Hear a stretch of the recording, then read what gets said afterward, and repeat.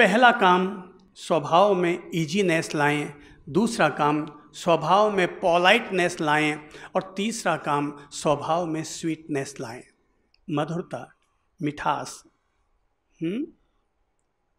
स्वभाव, हमारी वाणी है वो हमारे स्वभाव को ही अभिव्यक्त करने वाली आधारशिला है। और अगर हमारे स्वभाव में, हमारी जबान में अगर मिठास नहीं है तो भाई जीभ से घाव ज़्यादा लगते हैं, जीभ पर घाव कम लगते हैं। तोता मिर्ची खाता है फिर भी मीठा बोलता है, हम लोग गुलाब जामुन ठोकते हैं तो भी कड़वे निकल जाते हैं। तो एक बात तो तय है, मिठाई खाने से कोई आज तक मीठा नहीं हुआ है। शुगर की बीमारी ही हुई है सब लोगों को मीठा खाने से। तो मीठा खाने से तो आप इंसुलिन की तरफ ही जा रहे हैं। मिठास तो स्वभाव में लाने से आदमी में मिठास आती है। लोग जाते हैं हॉस्पिटल में और जाकर कहते हैं भाई देखो भाई मेरे शुगर कितनी है। मैं कहता हूँ देख तेरे स्वभाव में शुगर कितनी है। बॉडी में शुगर है तो बीमारी है, पर स्वभाव में शुगर है तो ये आपका प्लस है।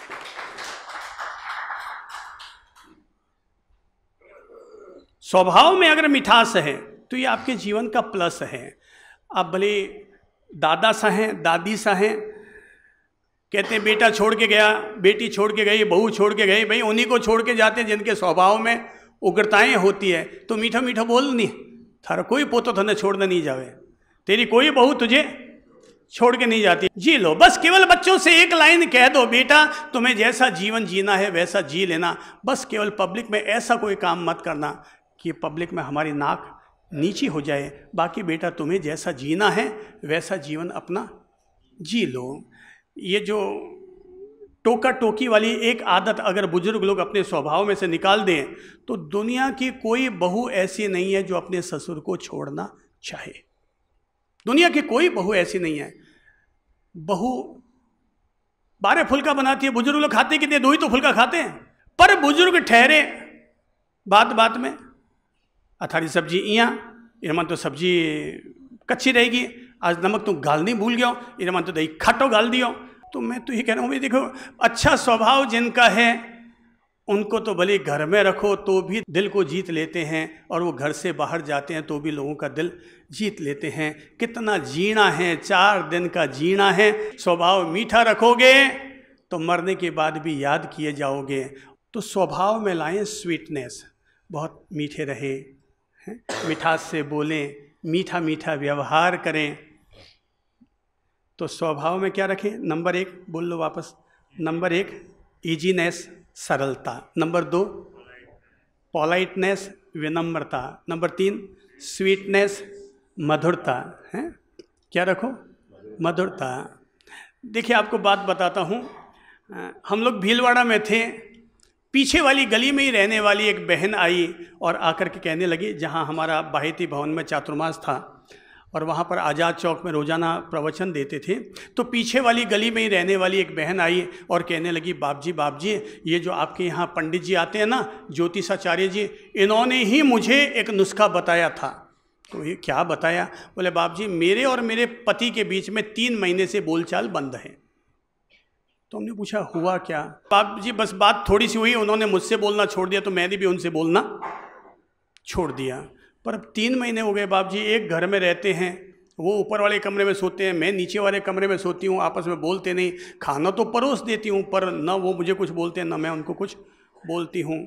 और वो जो ज्योतिषाचार्य जी आते हैं उन्होंने मुझे कहा कि मैं तुझे एक मंत्र लिख करके देता हूँ, एक शहद की शीशी ले आ। तो मैं गई बाजार में, पतंजलि की शीशी लेकर के आई और उसमें उन्होंने मंत्र लिखा हुआ कागज डाल दिया और उन्होंने कहा कि रोजाना सुबह उठते ही इस शीशी को देख लिया कर, तो 27 दिन देख, अपने आप तेरे पति से वापस बननी शुरू हो जाएगी, तेरे पति तेरे वश में हो जाएंगे। बड़ा सम्मोहन मंत्र मैंने इसमें लिखा है। बोले बाप जी 1.25 महीना तो हो गया, कहीं हो जाए तो अभी तक कहीं वो नहीं। तो मैंने कहा भाई साहब एक काम करो, वो शीशी लेके आओ, देखो सही क्या मंत्र लिखा है, क्या तंत्र लिखा है। वो शहद की शीशी लेकर के आए। मैंने कहा भाई साहब एक काम करो, तो ये शीशी वीसी छोड़ो, ये मंत्र तंत्र छोड़ो। तो बोले करना क्या है? मैंने कहा एक काम करो, आपको चाय बनानी आती है? बोले हाँ। तो मैंने कहा आज एक अच्छी सी प्यारी प्यारी है, बिना पानी वाली फर्स्ट क्लास टनाटन वाली चाय बनाओ, इलायची डालना मत बोलना, खुशबू बाहर तक आती रहे, ऐसी चाय बना करके ले जाओ और केवल अपने पति के पास जा करके एक दो शब्द बोल करके ये चाय दे दो। बोले क्या बोलना है? लीजिए चाय स्वीकार कर लीजिए। क्या कहना? केवल लीजिए चाय स्वीकार कर लीजिए। बोले वो तो बोलते ही नहीं है। मैंने कहा तू इसकी चिंता छोड़, वो तुझसे बोलती नहीं है, तू केवल अपनी तरफ से 4 शब्द बोल करके उनको दे दे। बोले ठीक है बाप जी आप कहते हैं। तो वो कहीं गुस्सा तो नहीं करेंगे? अरे गुस्सा करेंगे फिर निपटाएंगे यार, हमें मालूम है इन मनखों में कितनी ताकत होती है, ये लड़ने वड़ने वाले नहीं हैं। तो वो बोले कि ठीक है बाप जी आप कहते हैं तो मैं चली जाती हूँ। चाय बनाई, इलायची विलायची डाली, गर्मा गर्म चाय लेकर के गई अपने पति पास। अब तक तो बोलचाल बंद थी, अब जाकर कहा लीजिए चाय पी लीजिए। वो चौंका, 3 महीने के बाद आज पहली बार। अब तक तो शहद की शीशी रखी थी, आज खुद को ही शहद बना लिया है, तो लीजिए और चाय पीजिए। अब उसने चाय ली। अब इधर से जब संवाद शुरू हो गया तो उधर से भी तो शुरू होगा ना। उसने कहा चाय है तो टेस्टी, चाय है तो टेस्टी। वो चाय है तो टेस्टी, मैं तो रोज ही बना के पिलाने को तैयार थी, आप भी नहीं मुझसे बोलना बंद कर दिया। वो पति कहते हैं कि भाई मैं तो खुद बोलना चाहता था, मगर तू ही मुंह इधर उधर चढ़ाई चढ़ाई घूमती थी तो मैं कैसे तुझसे बोलूं। अब वो 2 मिनट तक जो मन में था वो सारा निकाल लिया। तो बोले कि आज तुझे अक्ल कहाँ से आई कि मुझे चाय देते समय कहना कि लीजिए चाय पी लीजिए। बोले चलो चंदा प्रभु जी के पास हैं, वो अभी चंदा प्रभु जी ललित प्रभु जी आए हुए हैं अपने प्रवचन। बोले हाँ मैं टीवी में तो सुनता हूँ। बोले आज चलो, ये उन्होंने मुझे ये बात कही है। अब वो 1 घंटा के बाद में वो पति पत्नी दोनों आए, धोख लगाई। बोले बाप जी आपके एक लाइन ने सारा काम कर डाला। मैंने कहा भाई शहद की शीशियों को देखने से कुछ नहीं होता है, अपने स्वभाव को शहद जैसा बनाने से सब कुछ काम हो जाया करता है। मिठास लाओ, अपने स्वभाव में मिठास लेकर के आओ। और अंतिम बात और कह देता हूँ। तो पहला है, वापस ले लो दिमाग में, नंबर 1 इजीनेस, सरलता। Number 2 politeness. थोड़ा हाथ जोड़ के बोलिए क्या है दूसरा? क्या है? पोलाइटनेस। आप लोग हमारे सामने आते हैं तो आप कैसे देखते हैं? हम लोगों को ऐसा देखते हैं क्या? कैसे देखते हैं आप हमें? कैसे देखते हैं आप हमें? पोलाइटनेस के साथ, विनम्रता के साथ, करबद्ध होकर के आप हमें देखते हैं। हमने हमेशा प्रणाम का जवाब हमेशा प्रणाम से ही देना उचित समझा है, ये मानते हुए कि अगला पाँव छू से हाथ तो कम से कम तू भी तो जोड़ सके भाई। तो पोलाइटनेस चाहिए। तीसरा स्वीटनेस, मधुरता चाहिए। और अंतिम चौथी बात कहता हूँ और वो है काइंडनेस, अर्थात उदारता लाओ। क्या लाओ? उदारता लाओ, क्योंकि अभी कंजूसी बहुत ज़्यादा हावी है, कृपणता बहुत ज़्यादा हावी है। तो उदारता लाओ। भेड़ो कर ने कहीं नहीं होने वाला है भाई, कितो ही भेड़ो कर लो कहीं नहीं हुए, सब अठी छोड़ छोड़ार जान रहे। तो भाई सब जमाई जाता है ना, तो वहाँ के लोग भी कुछ उम्मीद रखते हैं कि तुम भी जब यहाँ से वहाँ जाओ तो 2 पैकेट अपने साथ लेकर जाओ। अगर हम केवल लेते ही लेते रहेंगे तो हम पर कर्जा चढ़ जाएगा, पर वापस अगर हम देना सीख जाएंगे, ये उदारता अगर हमारे जीवन में आ जाएगी तो वापस उऋण हो जाएंगे, वापस लौटाना ज़रूर हम सीखें। तो भाई ये स्वभाव में जो कंजूसाई है ना, उसे निकालो। सुबह खाना बनाओ तो खाना बनाओ तो 2 रोटी गाय के लिए भी बनाओ, 2 रोटी कुत्ते के लिए बनाओ, इतनी उदारता लाओ। जब घर से बाहर के लिए निकल रहे हैं तो घर में गुल्लक बना दो, चैरिटी के काम के लिए गुल्लक बना दो। इतनी उदारता लाओ कि घर से जब बाहर निकलेंगे तो उस गुल्लक में एक नोट जेब में से निकाल करके उसमें डाल देंगे। अब नोट कौन सा डालना है वो आप खुद तय करें, मुझे नहीं पता कि किसकी कितनी औकात है। जिसकी बड़ी औकात है वो बड़ा नोट निकालेगा, जिसकी छोटी औकात है वो छोटा नोट निकालते हैं। लोग मंदिर जी में जाते हैं ना, आरती में चढ़ाना होता है तो कौन सा नोट निकालते हैं? एक महानुभाव ने कहा कि 100 का नोट है। भाई जिसकी जितनी औकात होती है उतना ही तो निकालता है। भगवान समझ जाते हैं भाई इसने कितना निकाला, मतलब इसकी अभी तक 10 की औकात है। उसने 100 का निकाला, उसकी 100 की औकात है, तो जिसकी जितनी औकात है मुझे वापस उसको उतना ही तो लौटाना है। तो भाई साहब ये लोग बड़े गजब के होते हैं, भगवान से मांगते तो हैं, भगवान फैक्ट्री में 1.25 करोड़ फ़ायदो करवा दीजिए, ये बार मांगे जने तो 1.25 करोड़ मांगे और चढ़ावनो हुए जने 1.25 रुपये निकालना चढ़ा, वो भी 10 नोट 1.25 रुपये या 11.25 रुपये में भी। तो उदारता लाओ भाई, खाना बनाओ, 4 रोटी एक्स्ट्रा बनाओ। गेहूँ जब खरीदो तो ये मत सोचो मार तो 1 बोरी लागे साल में, नहीं भाई 2 बोरी ले, ताकि 1 बोरी हम चैरिटी के काम के लिए निकाल सकें। 1 बोरी गेहूं की कीमत कितनी? 2000। तो कितना खर्चा करवा रहा हूं मैं आपसे? केवल 2000 रुपये का। और आज के इस समृद्ध युग में तो 2000 की कोई वैल्यू नहीं है। पर आपको बता दूं, ये 2000 रुपये खर्च जरूर हो रहे हैं, पर रोजाना जो महिला अपने हाथों से 4 रोटी बनाकर किसी ज़रूरतमंद को खिलाती है, ऊपर गणेश जी की तरफ से, महालक्ष्मी जी की तरफ से, गौतम स्वामी जी की तरफ से अपने आप उसके घर में भंडार भरने शुरू हो जाते हैं। तो वहाँ तो दाना दाना दो, वापस उतना उतना हासिल करते चले जाओ। तो मैंने कहा घर से निकलो तो गुल्लक में एक नोट निकालो और डाल दिया। और महीना जब पूरा हो गया तो अपनी मम्मी से कह दो, मम्मी आप एक काम करो, इसमें 1700 रुपये निकले हैं मम्मी, ये ले जाओ, आपको जहाँ जिस पुण्य कार्य के लिए उचित लगे आप उसमें इसका सदुपयोग कर लो। मम्मी भी खुश हो गई, उनके हाथों से भी दान पुण्य हो गया। कुल मिलाकर के उदारता अपने स्वभाव के साथ जरूर जुड़ो। घर पर कोई मेहमान आए तो खिला करके खुश हो। ये सोचो आज भगवान की कृपा है कि मेरे घर में 10 लोग जीम करके गए हैं। बिना भगवत कृपा के किसी के घर से कोई खा के नहीं जाता है। अगर 100 लोग खा के जाएं तो समझो आज मेरा बड़ा भाग्य कि आज मुझे 100 लोगों को जीमाने का लाभ मिला।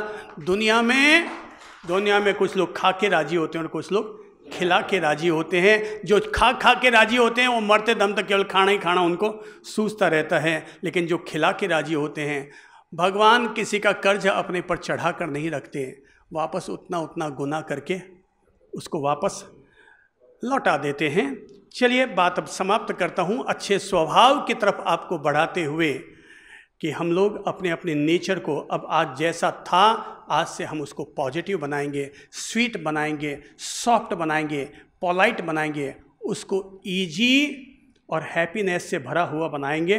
तो एक अंतिम छोटी सी बात कह देता हूँ, और बात ये है कि एक भिखारी को जिसने कभी गांधी मैदान वहाँ पर बाहर बैठ कर के गुरुजनों के प्रवचन सुना करता था, प्रवचन सुनते सुनते उसको एक प्रेरणा लग गई।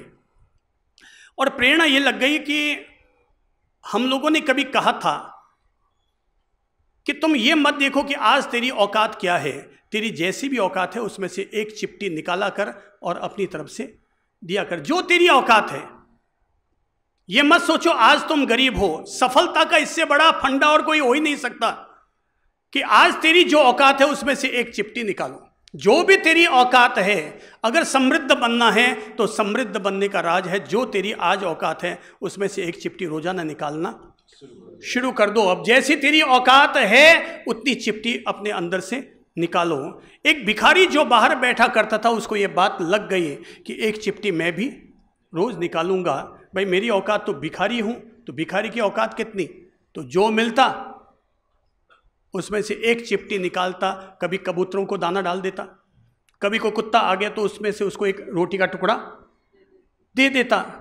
भाई भिखारी की तो इतनी औकात हो सकती है ना, इससे ज़्यादा उसकी क्या औकात होगी। तो ये यूं निकाल करके दे देता एक चिपटी, मुझे एक चिपटी निकालना है, एक टुकड़ा निकालना, चाहे वो रोटी का हो चाहे जौ के दाने का हो। एक दिन जब वो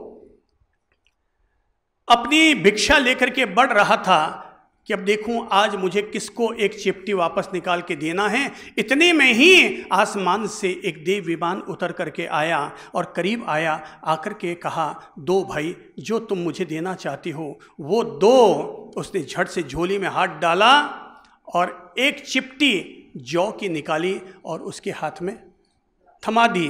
उसे लगा आज तो उसे कबूतरों को दाना डालना था, एक चिपटी, कबूतर ना सही ये कोई आ गया आसमान से उतर के, इसी को दे देता हूँ। एक चिपटी निकाली और उसे दे दी।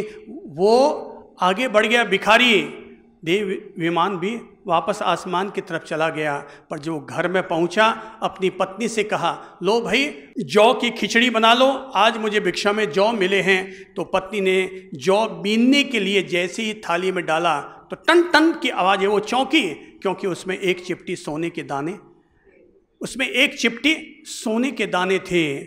आज जब पत्नी ने आकर के उससे कहा, अरे देखिए देखिए इसमें क्या निकला है, सोने के दाने निकले हैं।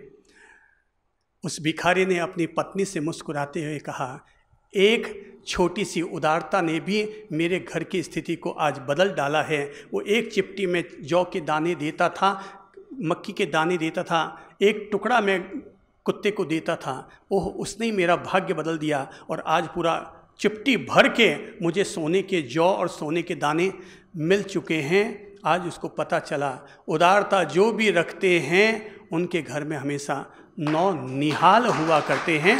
तो मेरे भाई बहनों वापस एक बात दिमाग में ले लो, स्वभाव को अच्छा बनाओ। एक सुंदर स्वभाव, चेहरा भले ही सुंदर हो, अच्छी बात है, न हो तो भी चलेगा, पर स्वभाव अगर सुंदर है तो सब कुछ सुंदर सुंदर सुंदर है। सब कुछ सुंदर सुंदर सुंदर है ना। वैसे आप बहुत अच्छे व्यक्ति हैं देवेंद्र बाबू, आप हमें बहुत पसंद आते हैं, बहुत मीठे मधुर स्वीट उदारवादी व्यक्ति हैं आप। हम आपकी अनुमोदना करते हैं। हम आप लोगों का नाम इसलिए ले लेते हैं ताकि आप लोगों को देखकर आपके पड़ोसी को भी प्रेरणा जगे, आपके पड़ोसी को भी प्रेरणा मिल सके, बस इसीलिए ये सब बातें हम लोग कह देते हैं। तो आज का सार एक ही है, अपने स्वभाव को सुंदर बनाओ, और स्वभाव को सुंदर बनाने के लिए easiness, politeness, sweetness and kindness, ये 4 बातें अपने जीवन के साथ और लागू करने का बोध बनाए रखो। जिसका जैसा स्वभाव उसका वैसा ही पड़ेगा प्रभाव। पर इस बात को बिल्कुल अपने जीवन के साथ, अपने बच्चों के साथ, अपने भाई बहनों के साथ बिल्कुल तहे दिल से उसे लागू करके देखिए, और अपने स्वभाव को इतना सुंदर बना लीजिए कि आपका स्वभाव ही परमात्मा का मंदिर बन जाए। हिम्मत ना हारिए,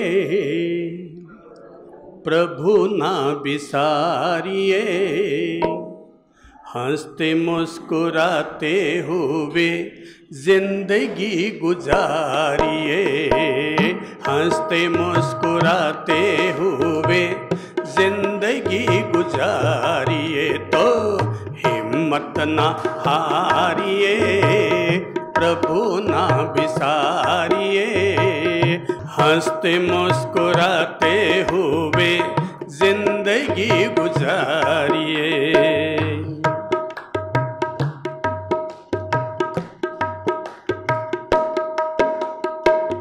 हंसते मुस्कुराते हुए जीना जिसको आ गया, हंसते मुस्कुराते हुए जीना जिसको आ गया, टूटे हुए दिलों को सीना जिसको आ गया, टूटे हुए दिलों को ऐसे देवताओं के चरण पखारिए, बोलो ऐसे देवताओं के चरण पखारिए, उनकी तरह नेक बनकर जिंदगी गुजारिए, उनकी तरह नेक बनकर जिंदगी संवारिए। तो हिम्मत ना हारिए, प्रभु ना बिसारिए, हंसते मुस्कुराते हुए जिंदगी गुजारिए, हंसते मुस्कुराते हुए जिंदगी गुजारिए।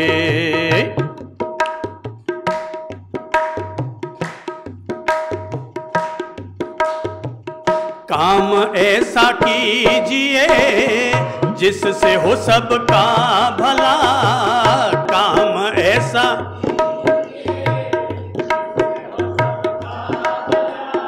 और बातें ऐसी कीजिए जिसमें हो शहद घुला, बातें ऐसी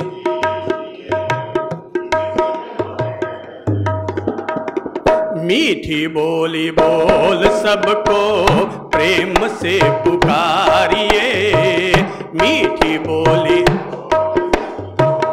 प्रेम से पुकारिए, कड़वे बोल बोल के ना जिंदगी बिगाड़िए, हाँ कड़वे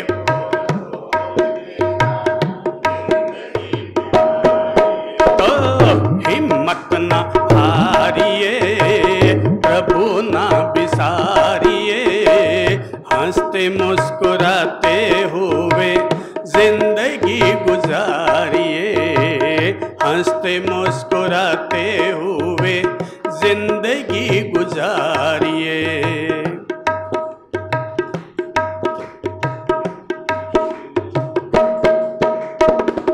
मुश्किलों मुसीबतों का करना हो जो खात्मा, मुश्किलों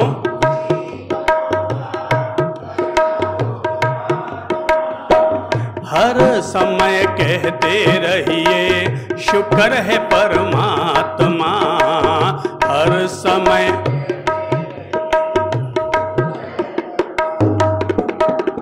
गिले शिकवे करके अपना हाल ना बिगाड़िए, बोलो गिले शिकवे